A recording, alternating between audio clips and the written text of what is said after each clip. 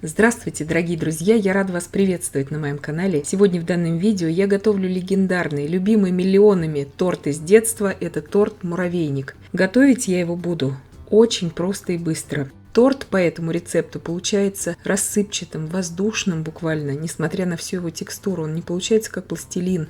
Готовить я его буду без миксера, без мясорубки. Благодаря этой рецептуре торт получится просто необыкновенно вкусным, и потрачу я на него минимум своего времени.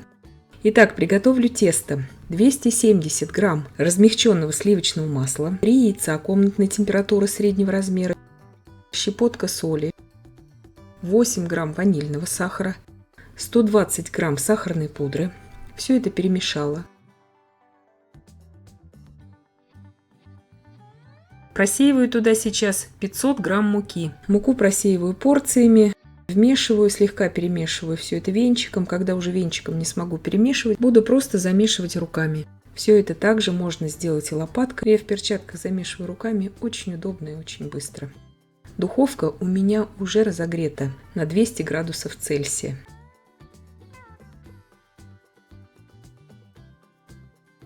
Добавляю туда 1 чайную ложку без горки разрыхлителя. Больше добавлять не нужно. Вот такое липкое, вязкое тесто должно получиться. Ничего не убираю в холодильник. Сразу перекладываю в кондитерский мешок. У кондитерского мешка срезала буквально 5 мм уголочек и отсаживаю уже на противень. Если у вас нет кондитерского мешка, это вообще не проблема. Можно использовать мешок для заморозки продуктов.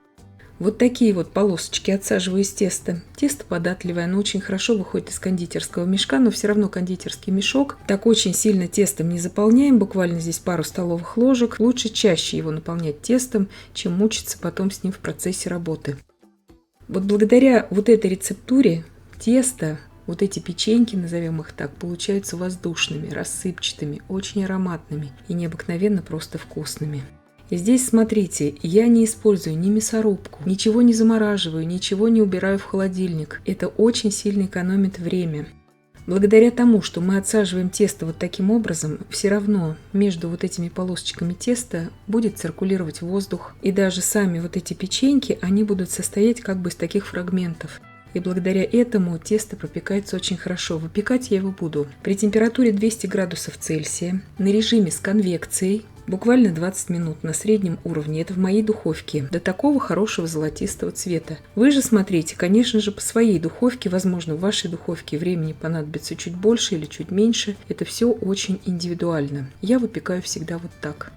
Итак, тесто у меня все ушло, противень у меня 42 на 32 сантиметра, стандартный противень здесь. И я убираю его выпекаться. Духовку во время выпечки можете открыть, посмотреть, если где-то у вас румянится бачок, то перевернуть другим боком этот противень. Это все на ваше усмотрение. Здесь это не критично, это не бисквит, можете открывать. Кондитерский мешок для этого процесса нужен, конечно же, очень плотный, такой качественный. Вот такое вот тесто спустя 20 минут у меня вот так оно выглядит. Даю ему полностью остыть сейчас на противне. Когда у меня уже все остыло, я перекладываю это все тесто сейчас в миску. Посмотрите, какое необыкновенно нежное здесь получается тесто. Какие здесь вот эти фрагменты, они буквально сами ломаются в руках. То, что нам и нужно. И здесь очень-очень важный момент. Этот корж я не ломаю на сильно мелкие фрагменты. Вот это очень важно. Потом в процессе перемешивания все это так и так станет более мелким, вот эти фрагменты. То есть лучше пусть они будут у вас слегка покрупнее. Они и так буквально тают во рту, сами ломаются в руках эти фрагменты. Это очень удобно.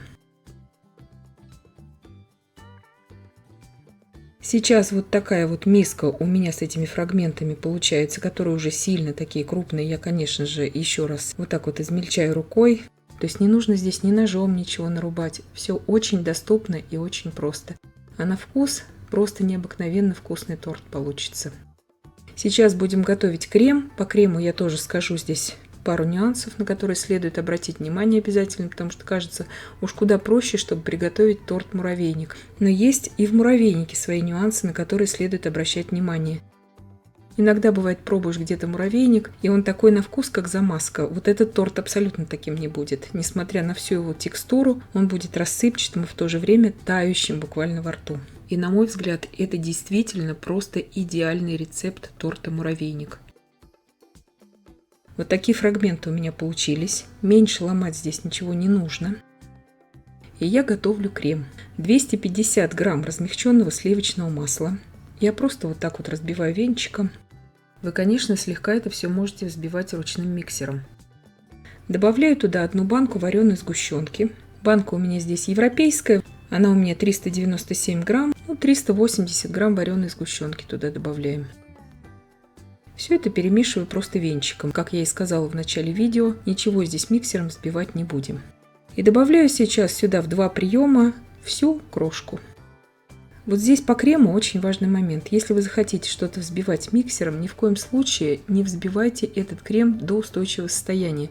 То есть этот крем, он очень универсальный. Он подходит как для начинки, так и для украшений тортов. Если вы будете его очень настойчиво и активно взбивать минут 5, у вас будет превосходный устойчивый крем, из которого вы сможете сделать розы, хризантемы, то есть уже очень изящные цветы. Но, когда вы его взобьете до такого состояния, внутри при нарезании он у вас может крошиться, а нам это в этом торте абсолютно не нужно.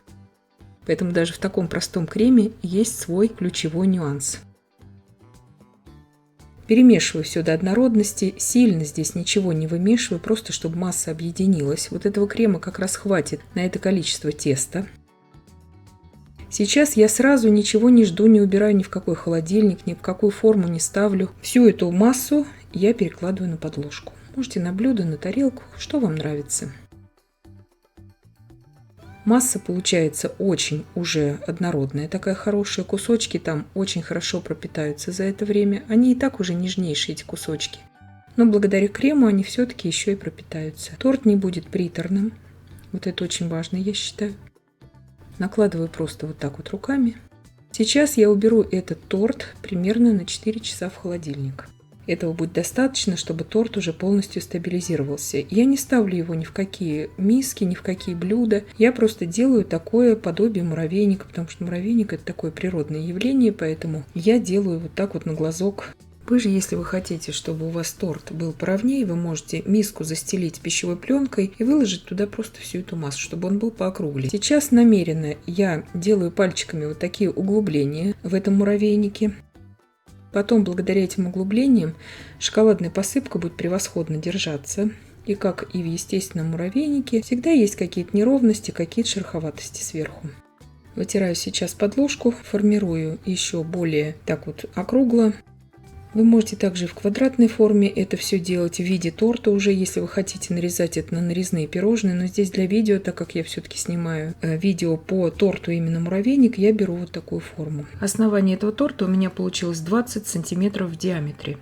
Здесь у меня шоколадно-сахарная посыпка. Она очень хорошо собой имитирует именно муравьев. Вы также можете посыпать и маком, как это в советское время посыпалось. Также тертым шоколадом, шоколадной стружкой. То есть это все на ваше усмотрение. Сейчас этот торт простоит 4 часа в холодильнике. Вот эта посыпка, которую я сейчас использую, это именно шоколадно-сахарная посыпка. Она продается даже во всех супермаркетах. Я вот так вот эту шоколадную посыпку приминаю. Эта посыпка превосходно будет держаться сейчас на торте. Очень атмосферно она здесь смотрится, эта посыпка. И, конечно же, безо всяких посыпок вы можете просто полить этот торт растопленным шоколадом. Убираю в холодильник на 4 часа. У меня прошло 4 часа.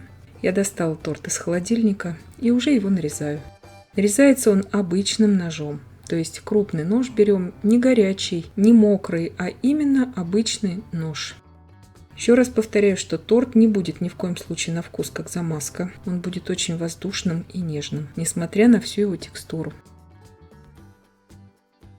Вот такой шикарный разрез получается. Этот торт превосходно нарезается даже на очень-очень мелкие порционные кусочки. Его также можно транспортировать очень хорошо он нарезается на порционные пирожные, прекрасно держит форму, превосходно выглядит в разрезе. То есть благодаря тому, что мы оставляли вот такие достаточно разные по величине эти кусочки, разрез выглядит уникальным и очень интересным. Прекрасно вот так сверху донизу он надламывается вилкой. Я специально вот так показываю, чтобы вы видели, что он не крошится. Он превосходно держит свою форму при надламывании вилкой. Этот торт можно даже декорировать, как любой торт, который вы хотите сделать, допустим, на день рождения, на свадьбу. Задекорировать его и розами, и, может быть, топерами какими-то. То есть это делается и под мастику этот торт. Он превосходно держит форму, поэтому это вкус детства для многих. Многие хотят видеть этот торт на своем празднике. И я надеюсь, что видео было полезным и познавательным. Подписывайтесь на мой канал, ставьте лайки, пишите комментарии. Я всем желаю больших успехов и до встречи в новых видео.